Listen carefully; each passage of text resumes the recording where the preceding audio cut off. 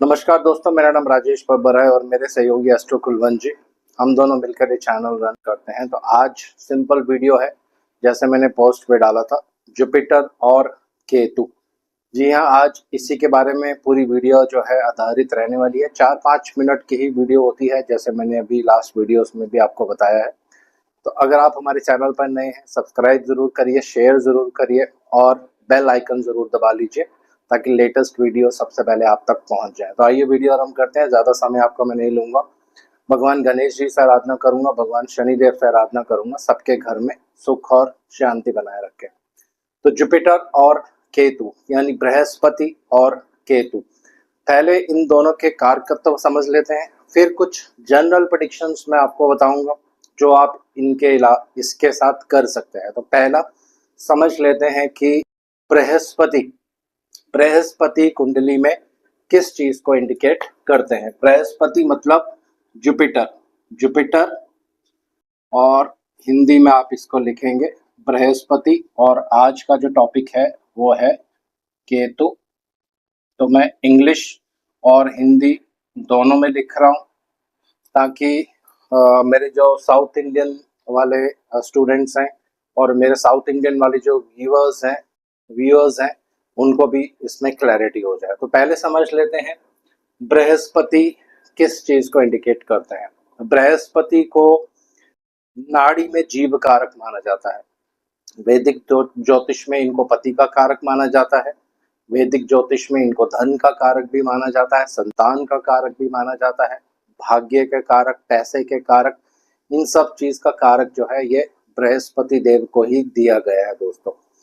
दूसरा, बृहस्पति देव चाहे नाड़ी हो चाहे वैदिक हो, ज्ञान के कारक हैं, आपकी विजडम के कारक हैं, नॉलेज के कारक हैं, ज्योतिष के कारक हैं, स्पिरिचुअल चीजों के कारक हैं, देव गुरु हैं। तो आप किसी एल्डरली पर्सन को रिप्रेजेंट करते हैं, इनको बृहस्पति देव कुंडली में रिप्रेजेंट करेंगे। पिता तुल्य जो व्यक्ति होते हैं, आपके जो गुरु होते हैं, उनको रिप्रेजेंट करते हैं। शिक्षा को भी कहीं ना कहीं बृहस्पति देव ही रिप्रेजेंट करते हैं, लेकिन उसके साथ में बुध देव को जोड़ना पड़ता है। ये सिंपल कारकत्व हैं बृहस्पति देव के। इसके अलावा भी बहुत कारकत्व होते हैं, लेकिन इतना डिटेल्स में नहीं जाएंगे। अब बात करते हैं, बहुत इंपॉर्टेंट छाया ग्रह है केतु देव। राहु देव, केतु देव, जैसे कि आप जानते ही हैं। तो अभी केतु देव के बारे में बात हो रही है। तो पहले जान लेते हैं केतु देव। केतु देव का मतलब है सबसे इंपॉर्टेंट चीज टेंशन। ये लाइफ में टेंशन देते हैं, प्रॉब्लम्स देते हैं। सेपरेटिव इफेक्ट इनमें सबसे ज्यादा होता है। सर्जरी करवाने में बहुत एक्सपर्ट होते हैं, एक्सीडेंट्स करवाने में बहुत एक्सपर्ट होते हैं। लेकिन एक बेनिफिट चीज भी क्या है केतु देव की, ये एक स्पिरिचुअल प्लैनेट है। तो जब भी जुपिटर केतु साथ में होंगे, अभी आपको मैं बताऊंगा क्या कॉम्बिनेशन बनेगा। इसके अलावा सेपरेशन, जैसे मैंने आपको बता दिया, ये केतु देव से देखा जाता है। तो ज्यादा कारकत्व यहाँ पे नहीं लेंगे। केतु देव का मतलब होता है किसी चीज को काटना, किसी चीज को अलग करना, और मोक्ष के भी ये कारक प्लैनेट माने जाते हैं दोस्तों। मृत्यु के भी कारक शनिदेव और केतु देव, इन दोनों को लिया जाता है। तो सबसे पहले चर्चा करते हैं, अगर आपकी कुंडली में बृहस्पति और केतु देव की युति है, ये डिपेंड करता है किस राशि में युति हो रही है, कौन इनको देख रहा है, उसके साथ भी प्रेडिक्शंस आपको जोड़नी पड़ेंगी। लेकिन ये जो मैं आपको बता रहा हूँ जनरल प्रेडिक्शंस है, तो ये एक अच्छे एस्ट्रोलॉजी सीखने वालों के लिए बहुत अच्छा कॉम्बिनेशन है। या जो लोग ज्योतिष करना चाहते हैं, अगर आपकी बृहस्पति देव की महादशा आरंभ हो गई है या केतु देव की महादशा आरंभ हो गई है, तो इस पीरियड में ज्योतिष सीखिए। अच्छे अच्छे एस्ट्रोलॉजर्स जो हैं उनकी कुंडली में बृहस्पति और केतु देव का कॉम्बिनेशन होता है। तो सबसे जो बेनिफिक कॉम्बिनेशन है ज्योतिष सीखने के लिए, ये जुपिटर और केतु को होता है। अब दूसरा बात करते हैं, केतु क्या है? Tension, problem. तो जब भी जुपिटर केतु एक साथ होंगे, आपको टेंशन्स बहुत ज्यादा रहने वाली है लाइफ में। चाहे ये मेल चार्ट हो फीमेल चार्ट हो, दोनों पे सेम रिजल्ट देगा। बहुत ज्यादा टेंशन रहेगा आपको जीवन में। कुछ ना कुछ इश्यूज आपकी लाइफ में चलते रहेंगे। हेल्थ इश्यूज भी आपको बहुत तंग करेंगे। केतु जो है एक डोमिनेटिंग प्लैनेट है, क्योंकि इनमें आर्ग्यूमेंट, बहस करने की शक्ति बहुत ज्यादा होती है। तो जिनकी भी कुंडली में जुपिटर और केतु एक साथ रहेंगे, तो ऐसे जो व्यक्ति होते हैं बहुत डोमिनेटिंग नेचर के होते हैं, खासकर लड़कियों की कुंडली में अगर आप ये कॉम्बिनेशन देखते हैं, इन पर शनि का भी प्रभाव है और शुक्र भी कहीं बहुत ज़्यादा पीड़ित है कुंडली में, तो फिर ऐसी जो लेडीज होती हैं ये पूरी फैमिली को डोमिनेट करती हैं। डोमिनेटिंग नेचर जो है इनका होता ही होता है। अब केतु एक स्पिरिचुअल प्लैनेट भी है, पानी को इंडिकेट करते हैं, इलेक्ट्रिसिटी को इंडिकेट करते हैं। अगर इन पे मंगल का प्रभाव होगा तो पर्सन टेक्निकल फील्ड में जाता है, नहीं तो धार्मिक यात्राएं करना या लॉन्ग डिस्टेंस ट्रेवल करना, ये भी जुपिटर केतु का एक बहुत अच्छा कॉम्बिनेशन है। खासकर अगर ये 12th house, 9th house, 3rd house इसमें बनता है, तो ऐसे ऐसे जो पर्सन्स होंगे अपने जीवन में लंबी धार्मिक यात्राएं जरूर करते हैं या ऐसी जगह पे यात्रा जरूर करते हैं जहाँ पे हमारी जो पुण्य नदियां हैं, गंगा यमुना ये सब जो बहती हैं, वहाँ पे ये लोग यात्राएं जरूर करते हैं दोस्तों। दूसरा कॉम्बिनेशन है जुपिटर केतु जब एक साथ होंगे आपकी कुंडली में, शुभ राशियों में होने चाहिए, सौम्य राशियों में होने चाहिए, तो ऐसे पर्सन्स दूसरों की हेल्प बहुत करते हैं।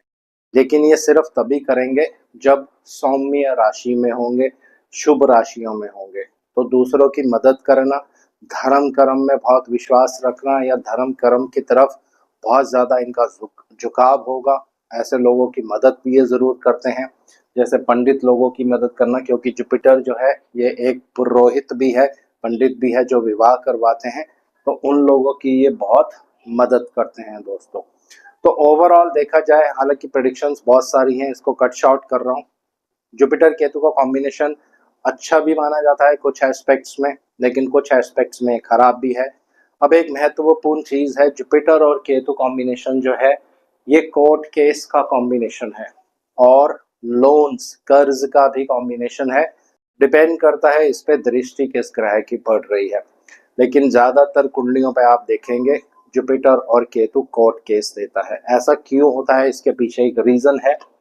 केतु जो है कुंडली में ये इंडिकेट करता है हमारे पास्ट लाइफ कर्मा, यानी पिछले जन्म का जो कर्ज होता है वो आपको इस जन्म में पूरा करना होता है, और ये केतु के माध्यम से होता है। जहाँ भी केतु रहते हैं, जिसके साथ युति करते हैं, तो जुपिटर केतु जब भी आप कुंडली में देखोगे किसी के एक साथ होंगे, तो कुछ ना कुछ पिछले जन्म का जो कर्ज है वो बाकी रह गया है। वो कर्ज पेरेंट्स से रिलेटेड हो सकता है, बहनों भाइयों से रिलेटेड हो सकता है, आपके पति पत्नी से रिलेटेड हो सकता है।